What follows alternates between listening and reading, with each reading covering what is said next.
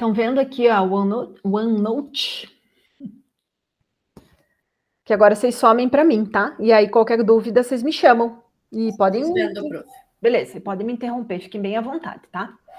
Então, assim, ó, a técnica de espectrometria de massas, né? Por que eu tô fazendo um adendo aqui, né? Além da cromatografia, nós vamos falar sobre essa ferramenta, essa técnica, né? A espectrometria de massas, por si só, é uma técnica instrumental. Ela pode trabalhar sozinha, né? Como a gente trabalha muito, eu trabalho muito com os alunos, a espectrometria de massas acoplada a outras técnicas, às vezes os alunos eles confundem, eles acham que a espectrometria tem que estar sempre ligado a algum outro equipamento, mas não. A espectrometria de massas é uma técnica analítica instrumental que por si só já nos traz muitas informações, tá? Mas assim, ó, a essência dela, né, que eu perguntei para vocês e que a Simone comentou, é que realmente a espectrometria de massas, eu vou colocar assim, ó, ela é... Opa. Ela é uma técnica de identificação de compostos.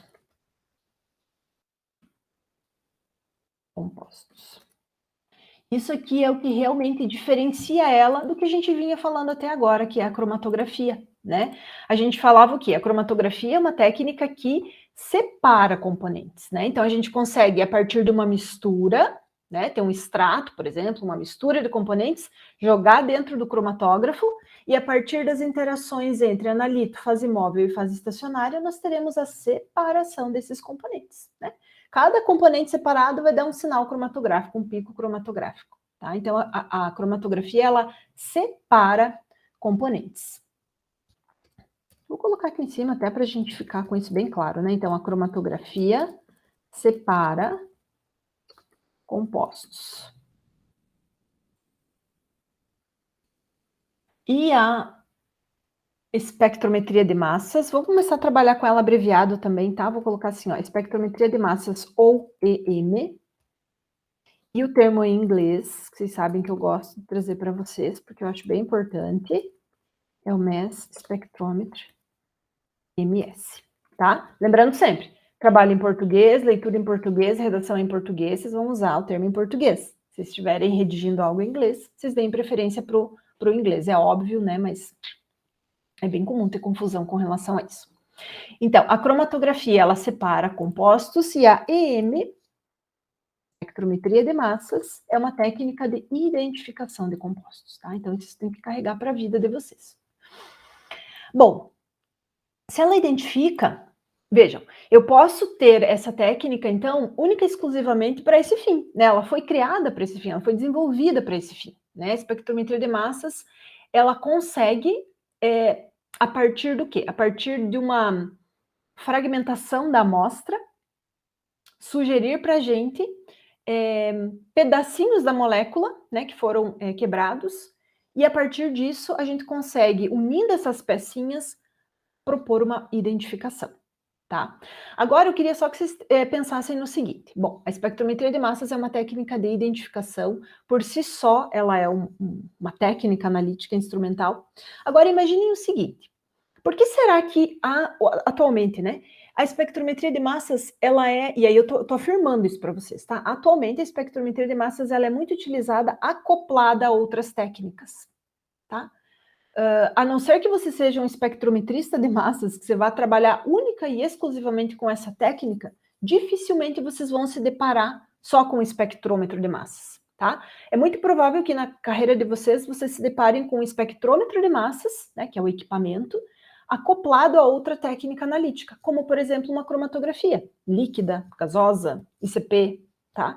Então, é muito comum a espectrometria estar acoplada. Vocês conseguem imaginar por que ela sempre caminha junto, de mãos dadas, com outras técnicas, principalmente técnicas de separação de componentes? Então, vamos tentar fazer um exercício assim, ó, pensando nisso que o Bruno falou. Eu quero só pegar um slide aqui, porque eu quero mostrar como que é um espectro de massas para vocês. Eu acho que eu coloquei lá na aula, mas talvez isso facilite esse nosso raciocínio. Deixa eu pegar um espectro de massas aqui. O que é o espectro de massas? É o produto, é o resultado da análise, né? Vamos pegar esse aqui. Não quero pegar um muito complexo. Esse aqui, ó.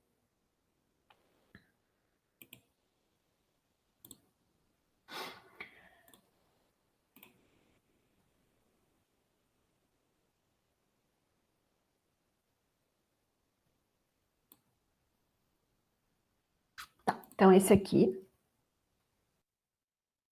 é um espectro de massas. É o produto gerado, né? Então tá aqui nosso espectro bonitinho. Esse espectro de massas, ele foi gerado para esse componente aqui, ó, o 2-propen-1-ol, né? Para esse álcool aqui, tá? Isso não importa muito a estrutura. O que eu quero que vocês comecem a visualizar é o seguinte. Vejam, esse único componente aqui, ó, essa única estrutura química, me gerou esse espectro de massas, tá? Então, basicamente, o que a gente tem aqui no espectro de massas?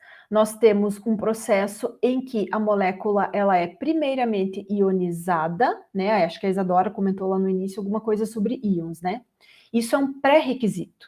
Para que a gente possa analisar compostos por espectrometria de massas, nós temos que ter íons, tá? Mas isso não significa que a molécula naturalmente tem que ser um íon. Não, nós podemos ionizar essa amostra, nós podemos formar este íon dentro do equipamento, tá? E por que tem que ter a formação desse íon?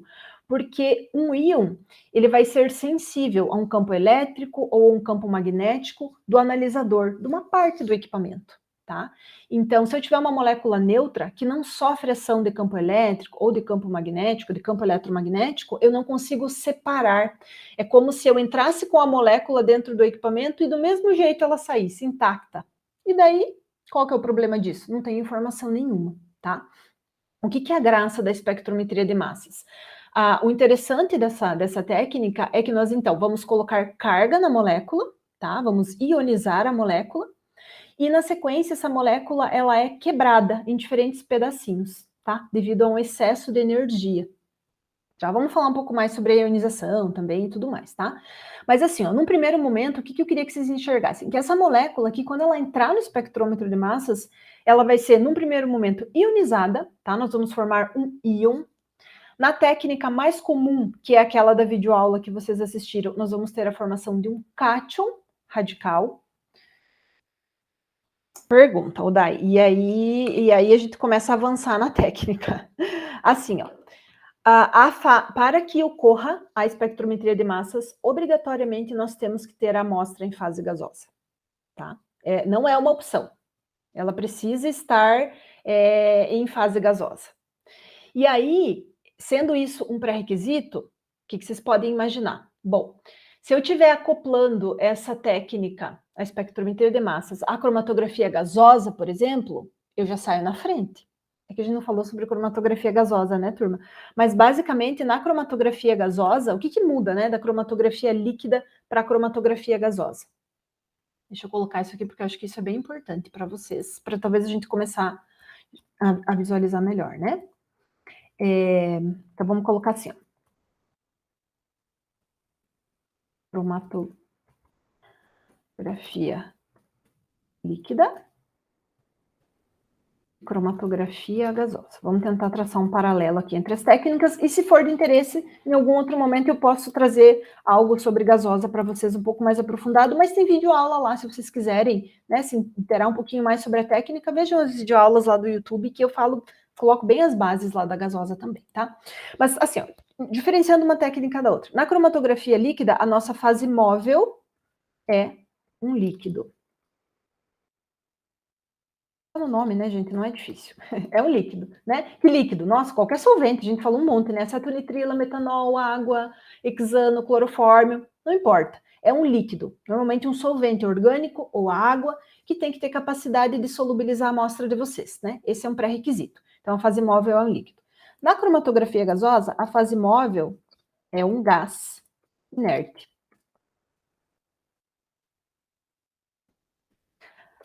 Aí nós podemos ter aqui, basicamente, como gases empregados em cromatografia gasosa, vou colocar assim, ó, o hélio,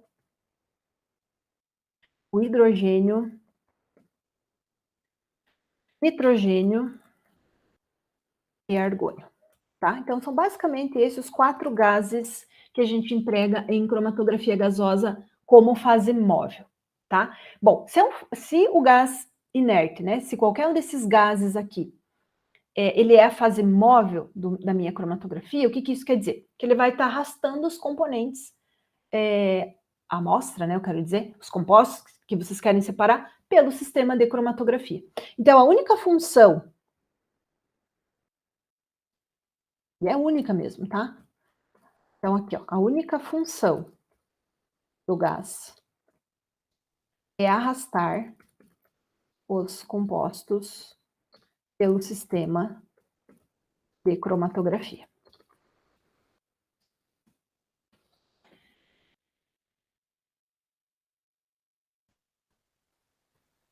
Então, arrastar, tá? Por que eu tô falando isso?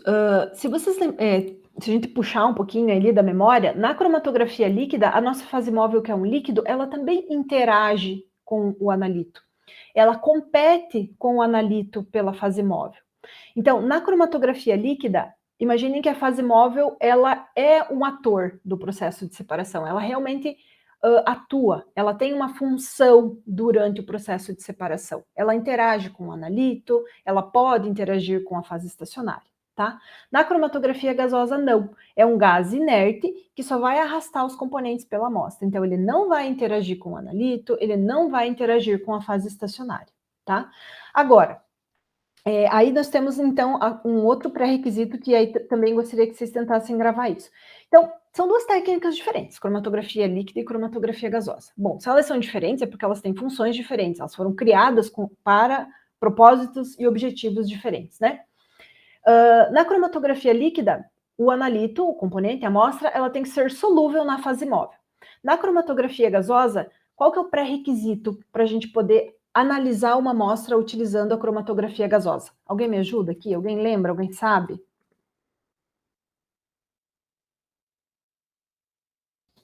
Que característica a amostra precisa apresentar para poder ser analisada por cromatografia gasosa? É exatamente isso. Então, o pré-requisito para a gente analisar uma amostra por cromatografia é que a amostra seja volátil,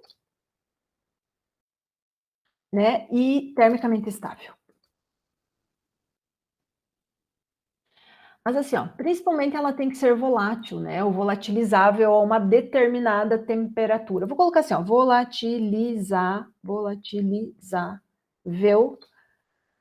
Vou colocar assim, até 300 graus Celsius, tá? Que daí talvez fique, vou colocar assim, fique um pouco mais claro para vocês. Então, se uma determinada amostra que vocês querem analisar, ela pode ser vaporizada, ela pode ser transferida, né, da fase líquida para a fase vapor, para a fase gasosa, até 300 graus Celsius, sem que ocorra a degradação, por isso que eu estou dizendo que ela tem que ser termicamente estável, né, porque não adianta nada eu tacar a temperatura e volatilizar a amostra e degradar ela completamente. Serviu de quê? Nada, né? Então, essa amostra, ela precisa ser vaporizada até 300 graus Celsius e ser termicamente estável, ou seja, se manter intacta, íntegra, né, durante todo o processo de separação. Então, esse aqui é um pré-requisito. Esse aqui não tem esse acento, volatilizável. Então, esse é um pré-requisito que acaba fazendo o quê? Restringindo a aplicação da cromatografia gasosa, tá? Falo para vocês, a cromatografia gasosa, ela é muito mais eficiente do que a cromatografia líquida. Ela consegue, o que eu quero dizer com isso? Com ela ser muito mais eficiente. Ela consegue separar um número maior de componentes. E quando a gente fala em eficiência, não sei se vocês se recordam, mas tem muito a ver com a largura de base do sinal. Então, ela consegue produzir uma separação de sinais cromatográficos com uma largura de base muito estreita. E como consequência, imagine, quanto mais estreita for a largura de base, menos espaço esse pico, esse sinal cromatográfico está ocupando no cromatograma. Então, eu consigo colocar vários componentes, eu consigo separar vários componentes numa mesma separação. Espera aí.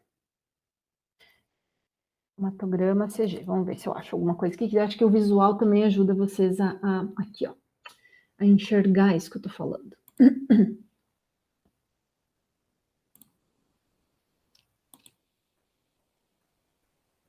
Esse aqui é um cromatograma de óleo essencial, de flores frescas.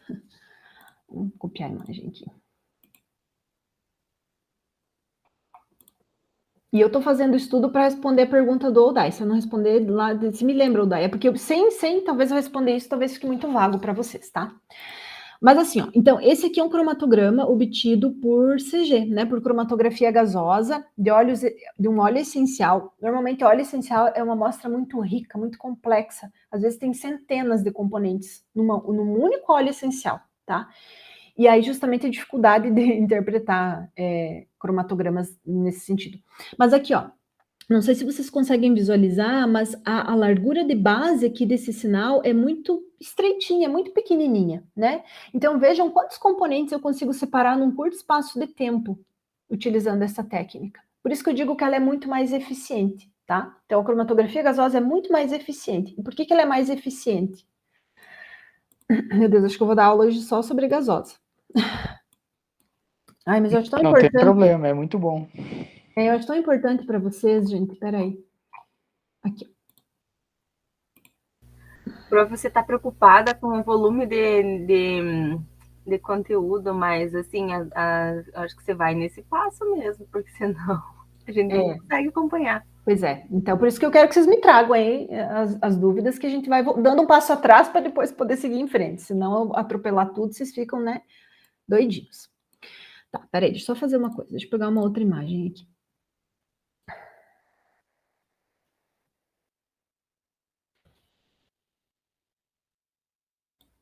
Vamos pegar.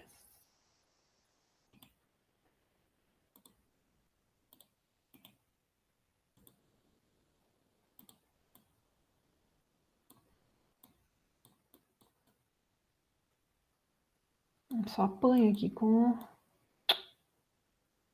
Meu Deus.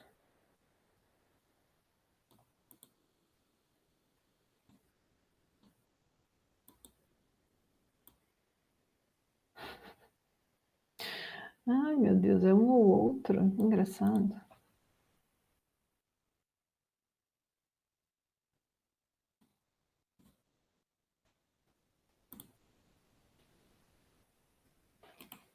Essa imagem também acho que é bem boa. Então, aqui, ó, para a gente tentar entender isso que eu estou falando da eficiência, né? Eficiência, né? Se a gente olhar para esse cromatograma aqui, ó, vamos olhar para cá primeiro, tá? Esse cromatograma. É o mesmo sinal, é o mesmo não. São dois sinais cromatográficos obtidos durante um processo de separação e que, como resposta, apresentaram eficiências, número de pratos teóricos diferente. Esse sinal aqui em azul, ele apresentou um N igual a 1000, ou seja, uma eficiência igual a 1000. Enquanto que esse em vermelho aqui, ó, ele apresentou uma eficiência inferior. O N dele, o número de pratos teóricos, é igual a 100. Né? Então, teoricamente, esse sinal cromatográfico em azul, ele tem uma eficiência 10 vezes superior, né? Podemos pensar assim, do que esse sinal aqui, tá? Mas o que importa aqui, ó? É justamente o que eu estou falando para vocês, é a largura de base do sinal. Quanto mais estreita for essa largura de base do sinal, mais eficiente é a minha separação. E eu sempre quero isso, porque afinal de contas, se eu tiver durante a minha separação sinais mais estreitos, é isso que eu estou falando para vocês. Eu consigo colocar vários sinais, vários compostos aqui numa mesma separação. Então, o objetivo da cromatografia, seja ela líquida, gasosa, não importa, a líquida está arrumando para isso, está caminhando para isso, ela tem ainda algumas limitações, mas a ideia é que a gente tenha realmente separações o mais eficiente possível, sinais com a menor largura de base possível, tá? E aí, o que acontece? Normalmente, talvez vou fazer uma comparação aqui meio exagerada, mas talvez para facilitar aí, pensando um pouco na didática. A gente poderia imaginar que esse sinal cromatográfico em azul aqui, que é o mais eficiente, que tem o maior número de pratos teóricos, ele foi obtido por CG. Enquanto que esse sinal em vermelho aqui, ó, ele foi obtido por Clay, por exemplo, por cromatografia líquida, né? Porque daí talvez isso fique no visual de vocês. Em cromatografia líquida, normalmente nós temos sinais cromatográficos com largura de base muito superior àquelas que a gente tem em cromatografia gasosa, tá? E por que isso é importante? Ou por que isso influencia, ou por que isso acontece, né? Eu não sei se vocês vão se recordar também, mas lá, quando a gente calcula a eficiência, o N, né, que é a eficiência, número de pratos teóricos da separação, a gente leva em conta o tempo de retenção do componente, o TR, e Um pouquinho. Largura de base do sinal. Então, assim, ó, vejam. Justamente, né, para eu ter um N, né, o número de pratos teóricos,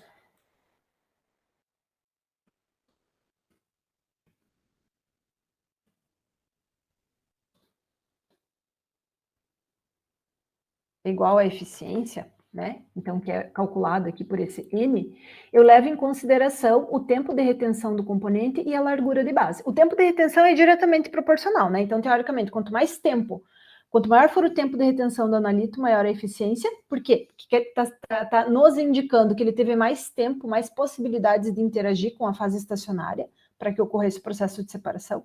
Claro que isso não é tão direto assim, mas, enfim, né, não vou entrar nesses pormenores, porque senão a gente começa a viajar demais. E aí eu teria que ir para... Tem uma aula lá que é só a cinética da cromatografia, mas que eu não vou abordar com vocês. Se vocês tiverem interesse, tem lá no YouTube, vocês podem aprofundar um pouquinho mais. Mas assim, teoricamente, quanto maior o tempo de retenção, maior a eficiência, e quanto menor o WB, que é a largura de base, né, que é isso aqui que a gente está falando, quanto menor o WB, maior a eficiência, tá? Beleza. Então, assim, ó, eu quero que esses componentes, né, para que eu tenha esse N maior, eu preciso ter, então, essa interação, esse bom número de interações entre o analito e a fase estacionária, tá? E como é que eu vou conseguir isso? Isso tem muito a ver também com o comprimento da coluna. Quanto maior for a coluna de separação, né, maior for a coluna realmente, né, mais interações poderão ocorrer entre analito e fase estacionária. Quando a gente utiliza a cromatografia líquida, nós usualmente empregamos esse tipo de coluna aqui, né? Por fora ela é basicamente a inox e a fase estacionária está ali dentro preenchendo, sendo o recheio, né? Completamente compactada dentro aqui desse tubo aqui de 25 centímetros. Então aqui, ó, basicamente quando a gente está trabalhando com a cromatografia líquida, eu tentei pegar uma imagem interna, como se a gente estivesse pegando nessa coluna de 25 centímetros aqui, né? Claro que não vou ter uma coluna aqui em casa, mas aqui, ó, a coluna tá aqui, se a gente olhasse ela de frente, né, vocês enxergam ela completamente empacotada, né? Então aqui, ó, as partículas de sílica estariam recobrindo todo o interior dessa coluna, tá? A fase estacionária estaria recheando todo o interior dessa coluna. Aqui seria uma visão de lado, né? Então, indicando as partículas de sílica preenchendo, ou as partículas de fase estacionária, seja ela sílica ou outra fase, preenchendo a coluna de separação, tá? E quando a gente trabalha com a cromatografia gasosa, vejam, nós temos uma coluna completamente diferente. Vou puxar aqui do lado. Podemos ter de colunas de até 100 metros de comprimento. Então vejam, gente, não é centímetro. Ai.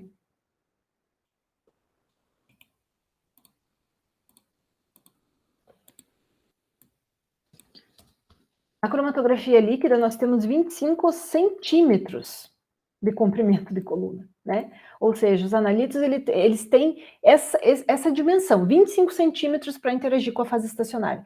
Enquanto que na cromatografia gasosa, nós temos colunas de até 100 metros. Então, o que vocês acham, né? Olhando talvez para esse parâmetro agora, comprimento de coluna de separação.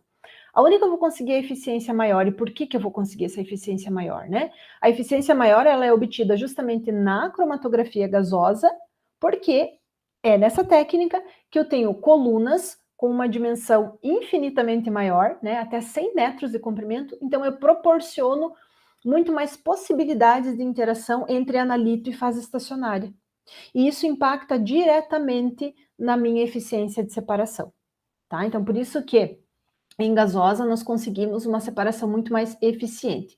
E por que muda, será, né, de uma para outra? Então aqui, ó, a coluna de cromatografia líquida, ela é completamente recheada com a fase estacionária, enquanto que a coluna, que essa outra imagem que vai tentar representar para vocês a coluna capilar, tá? Deixa eu colocar aqui, coluna capilar, que é o nome dela, tá?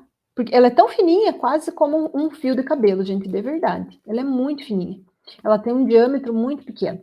Então, em cromatografia, não, deixa eu colocar o termo certo, é que o vício é coluna capilar, tá? Mas o termo correto é coluna tubular aberta.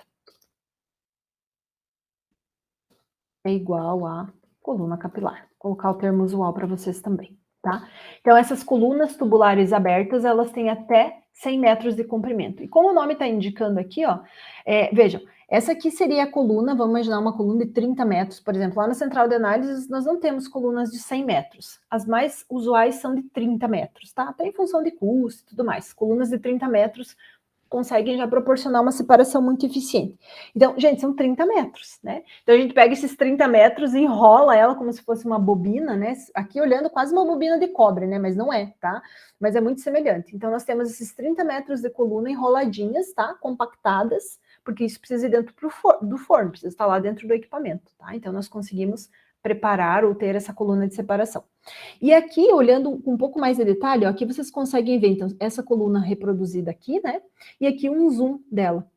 Então, ela é muito fininha, ela tem um diâmetro interno de 0,25 milímetros, se eu não me engano, o diâmetro interno aqui da coluna capilar, tá? Mas ela é um tubo aberto. Então, o que isso quer dizer? A fase estacionária, normalmente, aqui muda bastante, tá? A fase estacionária, normalmente, é um filme líquido que vai estar depositado sobre essa parede, sobre esse tubo de sílica. Tá? Então, nós temos aqui, normalmente, um polímero, na verdade, é um polímero que foi desenvolvido especialmente para ser resistente à dobradura ali, né, ao enrolar, resistente à temperatura, e internamente esse polímero, nesse caso aqui, é polimida, tá?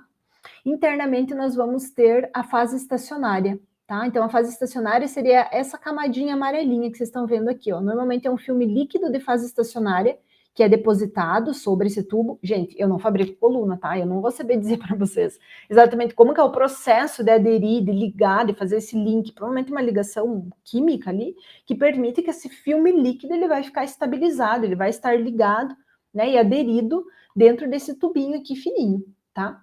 Então, a nossa fase estacionária normalmente, em cromatografia gasosa, é um filme líquido depositado, e esse filme líquido ele vai mudar a composição. Você pode me perguntar, tá, mas o que é a composição desse filme líquido? Nossa, gente, existe uma infinidade de composição de filme líquido. Tipos, composições de filmes líquidos para CG. Por quê? Porque dependendo dos componentes que vocês querem separar, vocês vão escolher o filme líquido. Por exemplo, eu quero separar compostos polares, tá? Então, eu vou ter que comprar uma coluna que tenha como fase estacionária um filme líquido que tenha essa característica, que também seja polar, porque é aquela regra, né? Semelhante com semelhante, então a gente sempre quer essa interação. Agora, eu quero separar componentes apolares, então eu vou comprar uma coluna que tenha como filme líquido essa característica de também ser apolar, tá? Para que possa ocorrer interação, afinidade, que o analito tenha afinidade com a fase estacionária, ocorra a interação e, por consequência, também a separação, tá? Então, a coluna capilar, ela é aberta. O que isso quer dizer? E esse filme líquido está depositado aqui, não tem resistência à passagem do fluxo da fase móvel, nesse caso é um gás, né, de arraste.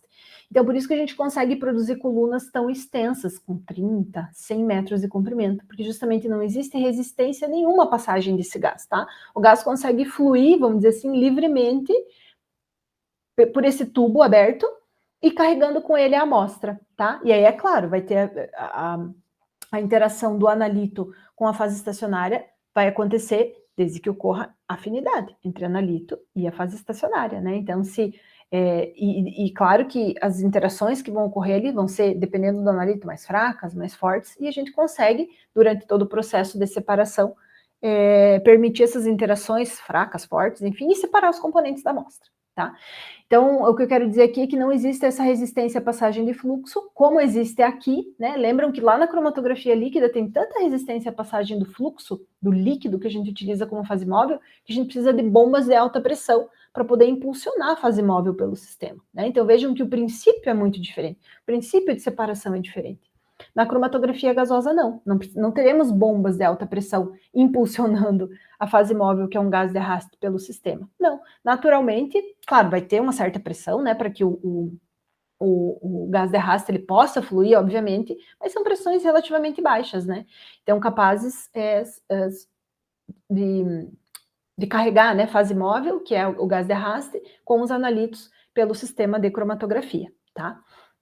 Então, essa é uma diferença básica, essencial, que eu acho que se eu pudesse escolher algo para vocês lembrarem e gravar na memória de vocês de cromatografia líquida e gasosa, eu acho que seria isso. Claro que tem muito mais informação, mas eu acho que isso é o essencial. É o porquê que existe essa diferenciação entre cromatografia líquida e gasosa. Claro, o tipo de fase móvel, né, que está sendo empregada, mas o tipo de fase estacionária justamente e o tipo de amostra que a gente consegue separar. Então, lembrando, recapitulando para vocês fixarem, em cromatografia líquida, nós conseguimos separar amostras e o pré-requisito é que a amostra seja solúvel em um determinado solvente, e na cromatografia gasosa, o pré-requisito é que a amostra seja volatilizável até 300 graus Celsius e termicamente estável, tá? Porque ela precisa, no momento que ela entra no equipamento, aí vocês poderiam talvez pensar assim, tá, mas em que momento, né? Porque é muito comum a gente preparar amostra líquida, né? Então, esse cromatograma que eu mostrei para vocês aqui, ó, é um cromatograma obtido de um óleo essencial.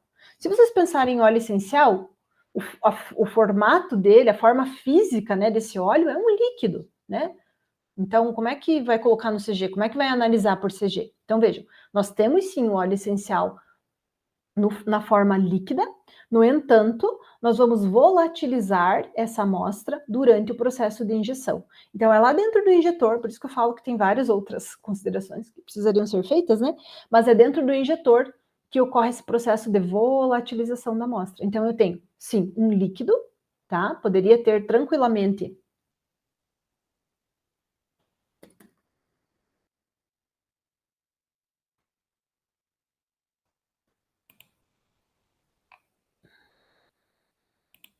esse aqui que tá coloridinho.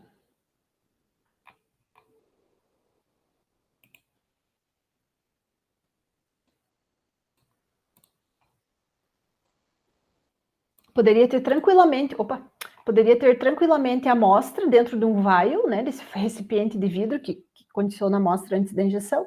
Então, um óleo essencial, né, líquido aqui. E quando esse óleo, então, é introduzido no equipamento dentro do injetor, a uma temperatura elevada, ocorre a volatilização.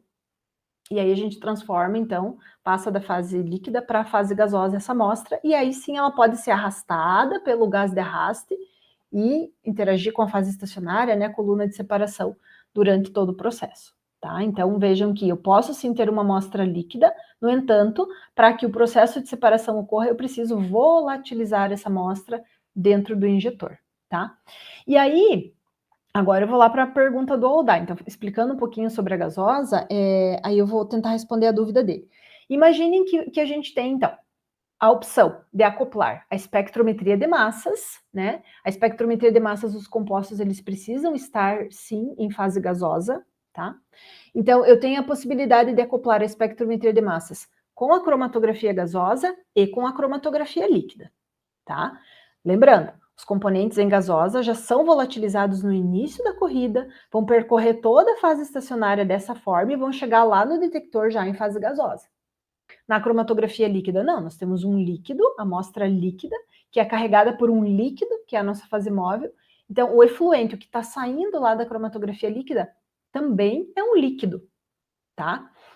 Então, pensando em acoplamento de técnicas, é muito mais fácil acoplar a cromatografia gasosa à espectrometria de massas do que a cromatografia líquida à espectrometria de massas, tá? Porque os componentes na gasosa já estão saindo na fase gasosa e aí são diretamente direcionados para o espectrômetro de massas, tá? Sem ter essa interface, a gente fala interface, né?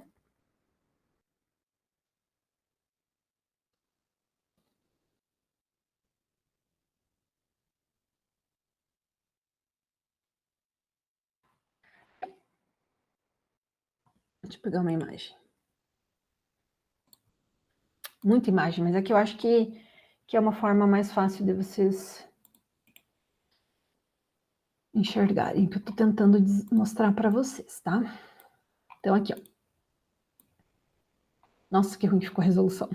Mas acho que para o que eu quero é suficiente. Então, a gente poderia ter a representação nessa imagem. Aqui temos o cromatógrafo a gás, tá? E aqui o espectrômetro de massas. Então, vejam, basicamente o cromatógrafo a gás ele é composto pela coluna capilar, que eu mostrei para vocês, o injetor, né? Então, na verdade, a amostra ela é depositada aqui, volatilizada, arrastada junto com fase móvel, que é esse gás de arrasto pela coluna de separação. Os componentes previamente separados vão saindo cada um no seu tempo e sendo direcionados para o espectrômetro de massas, tá? E aqui dentro, então, por quê? E por que também que é importante estar na fase gasosa, né? Porque nós trabalhamos aqui com alto vácuo na espectrometria de massas, tá? Então, alto vácuo para impedir que as moléculas comecem a colidir entre si e formar fragmentos diferentes, né, do que a gente esperaria, tá? Então, vejam, aqui é muito mais fácil, porque eu já estou saindo, a minha amostra já está saindo do equipamento de cromatografia em fase gasosa, beleza, ela só vai ser ionizada e depois analisada. Na cromatografia líquida não é tão fácil, porque eu tenho um efluente líquido saindo do equipamento. E aí eu preciso transformar esse efluente líquido em fase gasosa. E por isso, e justamente por isso também que vai ser muito mais fácil e muito mais barato vocês se depararem com CG-MS do que HPLC-MS, tá? Então, CG, cromatografia gasosa, MS, espectrometria de massas. Então, é muito mais fácil vocês encontrarem essas técnicas refinadas do que o LC-MS. Hoje, a técnica da LC-MS, ela está se desenvolvendo muito, tá? Eu acho que é o futuro, acho não, assim, tenho certeza que ela ainda vai evoluir muito e vai ser o futuro muito mais fácil de vocês se depararem, por isso que é bem provável e por isso que eu estou pedindo para que vocês tragam algo lá nos artigos de vocês da LCMS, tá?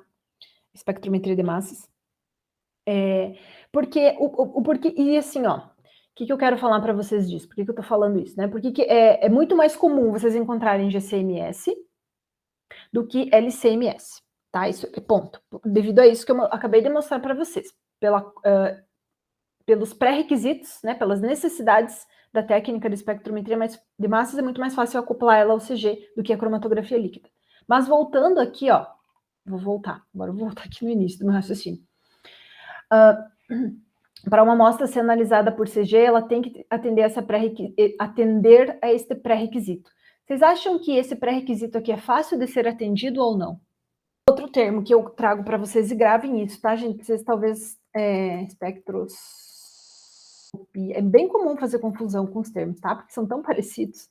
E quem não trabalha muito na área, às vezes confunde, tá?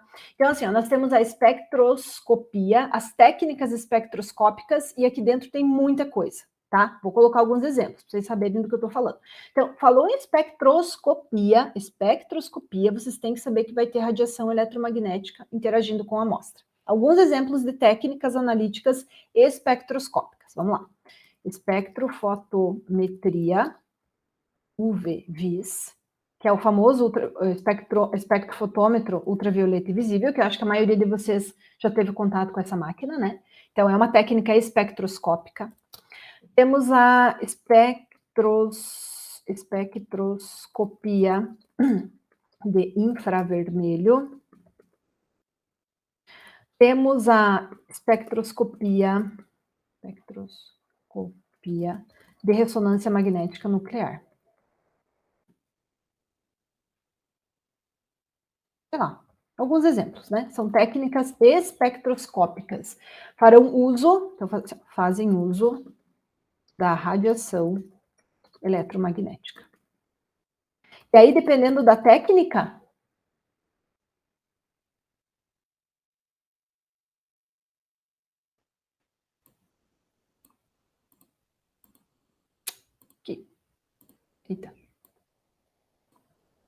Então, espectroscopia, lembra que vai ter radiação eletromagnética envolvida. Então, a gente vai incidir radiação eletromagnética na amostra, e aí essa amostra ela vai absorver, vai refletir, vai transmitir. Ela vai se comportar de alguma forma em função da incidência dessa radiação.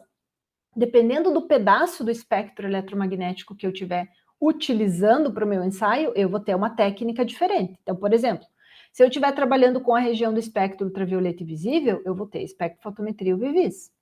Se eu estiver trabalhando com a região de infravermelho do espectro eletromagnético, eu vou ter as técnicas de espectrofotometria de infravermelho. Se eu estiver trabalhando com radiofrequência, eu vou ter ressonância magnética nuclear, tá? Não se preocupem com isso aí, que podem ser vários termos, mas eu só quero dizer isso para vocês, que a gente pode pegar o espectro eletromagnético, ele está dividido em várias partes. Cada parte de espectro, de uma forma bem simples, tá, gente? Só para vocês tentarem visualizar isso. vai ser composto por determinado tipo de radiação, infravermelha, ultravioleta, raio-x, radiofrequência, e por aí vai. E essas diferentes radiações, elas têm características, né, em função de frequência, comprimento de onda, elas têm uma certa energia que elas carregam consigo, né, os fótons da radiação carregam energia, e esses fótons, quando incidem sobre a amostra, eles causam transições, e a partir daí é que a gente tem a resposta do ensaio, tá? Então, a espectroscopia tem radiação eletromagnética. E aí a gente tem a espectrometria, tá? Então, a espectrometria é outra coisa. Não tem a ver com radiação eletromagnética. Então, dentro da espectrometria, nós temos só a espectrometria de massas, tá? Espectrometria de massas. Não sei se ficou claro ou se eu confundi mais vocês, mas... Tirando aqui. Que é essa técnica que a gente está trabalhando aqui. Não tem nada a ver com radiação eletromagnética, tá? Não vai ter radiação envolvida. Mas assim, ó, pensando, talvez para vocês fixarem e ficar mais claro para vocês, porque eu preciso que vocês entendam, para vocês poderem caminhar, entender os artigos, né? Senão fica complicado. A espectrometria de massas, então, ela consegue, vou colocar assim, ó, indica a massa do composto. Vou colocar assim. Uma forma bem resumida, tá? Mas... E é só ela. As outras não fazem isso, tá? As outras, elas vão nos dar outras informações que também servem para identificar compostos, tá? Mas que nos indica a massa molecular do composto é só a espectrometria de massas. Tanto que essas técnicas, e aí eu gostaria que vocês tentassem também ter essa visão. São todas técnicas complementares, elas não são excludentes. Não é porque eu uso a espectrometria de massas que eu não vou usar a ressonância magnética. Não é porque eu uso a ressonância magnética que eu não vou usar o UV-Vis. Por quê? Cada técnica vai me trazer um tipo de informação. E aí, e principalmente pensando em identificar compostos, quando eu junto essas técnicas, aí sim, aí eu consigo ir longe, tá? O que eu quero dizer com isso? Imagine que no projeto de mestrado de vocês, o objetivo é isolar ali do extrato da planta um composto que tenha uma atividade biológica elevada. Qualquer atividade, anticâncer, antioxidante, antimicrobiana, sei lá. E por uma sorte da vida, que é o que a gente sempre quer, né? Quando a gente trabalha com planta, o nosso objetivo, assim, é sempre tentar isolar daquela planta, identificar naquela planta quem é o marcador químico, não. Quem é o composto responsável pela atividade. Então, por exemplo, nossa, vocês testaram a planta lá, o extrato, e viram que ela tem um potencial anticâncer. Vou colocar anticâncer já aqui, que é o que todo mundo quer, né? Um potencial anticâncer fantástico, beleza. E aí, dentro desse extrato da planta, pode ser que tenha um composto lá que seja o responsável por essa atividade. E pode ser ainda, se vocês tiverem muita sorte, que esse composto nunca foi descrito antes na literatura. É um composto completamente novo. Não existem dados sobre esse composto. Obviamente que o trabalho de vocês vai ser identificar esse componente, né? Afinal de contas, ele tem uma atividade anticâncer fantástica. Daqui a pouco a indústria farmacêutica quer usar esse componente para produzir uma droga, né? Então, mas para que isso aconteça, a gente tem que saber quem é esse componente, né? E aí que está a graça de poder unir as técnicas. Principalmente quando a gente tem um composto novo, que nunca foi estudado, ou por mais que ele já tenha sido elucidado e anteriormente descrito, mas é um composto nada usual, a gente precisa fazer uso de todas essas técnicas aqui para poder chegar na identidade do composto, tá? Por quê? Porque cada técnica vai me trazer uma informação importante. E essencial, para que no fim, eu juntando todas as informações, eu consiga sugerir a identidade química do composto, tá? Então, não pensem em técnicas como, claro, cada uma faz uma coisa, né? Tem um objetivo diferente, vai dar um resultado diferente, mas a gente pode trabalhar com elas unidas também, principalmente para fins de identificação, tá? Dá para unir todas elas, pegar um espectro de UV-Vis, um espectro de infravermelho, um espectro de RMN de hidrogênio e carbono, e unir com o espectro de massas, e aí a gente consegue, se for de alta resolução, melhor ainda, né? Espectro de massas de alta resolução, vou deixar esse termo para vocês começarem a pensar sobre ele. Não vai dar tempo de eu falar hoje, mas unindo isso tudo, vocês conseguem chegar na identidade química de um composto. Não é fácil, nem um pouco, bem desafiador, na verdade, mas com a ferramenta certa, o conhecimento técnico, é sim possível, tá? Isso, então aqui eu estava comentando com vocês que é muito mais fácil acoplar a CG com espectrometria de massas, porque os componentes já estão saindo da coluna de separação em forma gasosa, enquanto que na cromatografia líquida não. O nosso efluente, o que está saindo da coluna é líquido, e a gente precisa transformar isso em fase gasosa, tá? E esse é o grande desafio, essa interface sempre foi o grande desafio de acoplar líquida com massas. Por isso que ela não é uma técnica tão desenvolvida quanto a CGMS. LCMS não é tão desenvolvida, não é que não é tão desenvolvida, ela está bem desenvolvida, mas, nossa, ela tem um custo muito mais alto, muito, muito mais alto. Vocês terem uma ideia, sei lá, um exemplo. Se vocês comprarem um GCMS,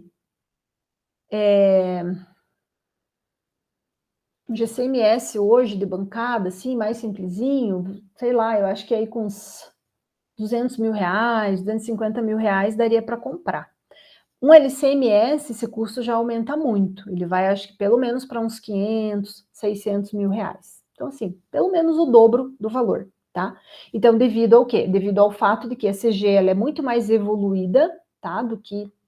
Ela já tem muito mais anos, né, de acontecimento do que a LCMS. Mas existe, tá? LCMS, então, líquida acoplada ao massas existe hoje. O que vai mudar? Basicamente, é essa interface aqui, ó. É a forma com que a gente vai transformar esses íons que estão chegando ali, essas moléculas, desculpa, que estão chegando no espectrômetro de massas em íons, tá? Independente se é CG acoplado ao massas, se é LC acoplado ao massas, a gente precisa, em espectrometria de massas, transformar as moléculas neutras em íons. Tá? Esse é o pré-requisito da espectrometria de massas. Temos que ter íons. E a forma de formar estes íons é que vai variar, dependendo da técnica que vocês têm, acoplando acoplando as cromatografias à espectrometria de massas, tá? As fontes de íons em CG são muito mais simples, mais baratas, tá? Toda a literatura que vocês encontrarem em livros mesmo, sabe? Porque existem livros. Não tem nenhum aqui, eu acho. Existem livros. Ai, tá embaixo do meu monitor, não vou pegar ele aqui. Mas existem livros só sobre a espectrometria de massas, bibliotecas, assim, padrões de fragmentação. A gente vai avançar isso nas próximas aulas, tá? Não se preocupem. Todas foram criadas a partir dessas fontes de íons aqui. Fontes de íons criadas para acoplar massas ao CG. Tá? Hoje existem fontes de íons desenvolvidas para acoplar LC ao massas. Que fontes de íons são essas? Aí eu vou falar os nomes, talvez vocês já reconheçam. Eletrospray, né? Fonte de ionização do tipo eletrospray. MALD também. MALD, na verdade, ioniza a amostra de um sólido, transforma em fase gasosa. E o eletrospray transforma de líquido para fase gasosa, tá? Então, vejam, que para poder acoplar a cromatografia líquida à espectrometria de massas, foi necessário desenvolver fontes específicas para que esse acoplamento fosse possível. Daí vocês podem perguntar, tá, mas para que querem tanto acoplar a LC ao massas, né? Meu, já tem o CG aqui acoplado ao massas, vamos ficar com ele, vamos trabalhar com ele, né? Por que ficar inventando moda e desenvolver um novo equipamento? Então, por quê? Agora eu vou dar a resposta para vocês, vou voltar lá para o início da minha fala. Porque o CG tem um pré-requisito que é difícil de atender, né? A amostra ela tem que ser volátil ou volatilizável até 300 graus Celsius e termicamente estável. Isso aqui, essa característica restringe o uso da CG muito. Então, se a gente comparar, eu acho que hoje em dia ela deve responder... Depois eu até vou confirmar para eu não falar besteira aqui para vocês. Mas a CG ela deve responder por 20% das separações cromatográficas só. A utilização da GC. Porque vejam, a GC ela tem uma separação melhor, né? Eu mostrei para vocês aqui que a eficiência de separação é maior. A GC ela é muito mais facilmente acoplada à espectrometria de massas, tá? No entanto, ela tem um grande limitador, que é a aplicação dela. A gente não consegue separar muitos componentes pela GC por esse pré-requisito, que os componentes têm que ser voláteis e termicamente estáveis. Então, eu limito muito a utilização da GC. Se eu não me engano, é 20%, tá? Depois eu vou confirmar esse valor aqui para vocês. Então, vejam, o que adianta eu ter uma técnica tão boa assim se eu limito a aplicação dela em função desse pré-requisito, né? Por isso que a cromatografia líquida começou a se desenvolver muito, a cromatografia líquida não, o acoplamento, né, desculpa, o acoplamento entre a espectrometria de massas e a cromatografia líquida começou a se desenvolver muito, tá? Porque apesar da cromatografia líquida não conseguir uma separação, assim, de tantos componentes, né, não ter uma eficiência tão boa de separação, e a gente ter essa dificuldade de acoplamento nessa interface aqui entre LC e massas, ela não tem esse pré-requisito que a amostra tem que ser volatilizável e termicamente estável. Não. Solubilizou a amostra em algum solvente, você pode analisar por LC. Então, a aplicação dela hoje, como técnica de separação, é infinitamente maior do que a GC. E aí, precisa acompanhar, né? Precisa acompanhar. Então, as técnicas de espectrometria de massas foram evoluindo para que esse acoplamento pudesse se tornar possível. Para vocês terem uma ideia, ó, deixa eu ver se eu encontro aqui, porque eu não vou querer mentir para vocês. Eu vou colocar assim, ó, vou colocar o Nobel. Eu sei que teve um pesquisador, Nobel, será que foi Electrospray? Acho que é. O John Fenn, ó, esse senhorzinho aqui, ó, aqui acho que tem. Na verdade, ele e o Tanaka, ó, foi o Prêmio Nobel em Química, em 2002. Eles dividiram o Prêmio Nobel em Química por conta... Vou colocar aqui. Vou colocar aqui, ó, comecei a falar da espectrometria de massas, a gente ficou aqui. Mas a aula que vem a gente segue, tá? Não se preocupe. Deixa eu colocar aqui. Para eu ler, porque de cabeça eu não sei, realmente. Mas assim, ó, vejam como é recente, que eu quero mostrar com essa imagem para vocês aqui, que é muito recente, ó. Na verdade, ó, desde 1906, ó, o Thomson ganhou um prêmio Nobel em Física, tá? Pensando que foi o primeiro momento, a primeira vez que foi possível determinar a razão massa-carga, né, do elétron, então, que tenha tudo a ver com a espectrometria de massas, então lá em 1906 ele ganhou o Nobel. Depois, em 1922, esse aqui também ganhou...